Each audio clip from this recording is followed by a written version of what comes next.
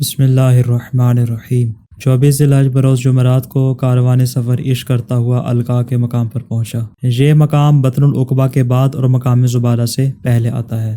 اس مقام پر امام علیہ السلام کی ملاقات قبیلہ بنی اکرمہ کے ایک شخص سے ہوئی جس کا نام عمرو بن لوذان یا ام لوذان تھا۔ اس نے امام علیہ السلام سے سوال کیا کہ آپ کہاں تشریف لے جا رہے ہیں؟ آپ نے ارشاد فرمایا کہ کوفہ۔ اس نے کہا کہ آپ کوفہ جانے کا ارادہ ترک کر دیجئے، اس لیے کہ جس طرف آپ جا رہے ہیں وہاں پہ آپ کا استقبال تلواروں اور نیزوں سے کیا جائے گا، اور جن لوگوں نے آپ کے لیے خطوط روانہ کیے یا آپ کے لیے قاصد بھیجے ہیں وہی لوگ آپ کے ساتھ جنگ کرنے کی تیاریوں میں مصروف ہیں۔ آپ کا عزم و استقلال اگرچہ قابل تحسین ہے مگر مصلحت یہی ہے کہ آپ کوفہ مت جائیے۔ امام علیہ السلام نے اسے دیکھ کر ارشاد فرمایا، اے بندہ خدا، جو کچھ تو نے بیان کیا میں تم سے پہلے تمام باتوں کو جانتا ہوں، البتہ جو تقدیر الہی ہے اس پر کوئی چیز بھی غالب نہیں آ سکتی۔ یہ لوگ تب تک مجھ سے دستبردار نہیں ہوں گے جب تک یہ میرا خون نہ بہا لیں، اور جب وہ ایسا کریں گے تو خدا ان پر ایک ایسے شخص کو مسلط کرے گا جو انہیں تمام امتوں میں سے ذلیل ترین بنا دے گا۔ مقام القاء کے بعد امام علیہ السلام نے کہاں پر توقف فرمایا اور وہاں کون کون سے حوادث پیش آئے، انشاءاللہ اگلی ایپیسوڈ میں بیان کریں گے۔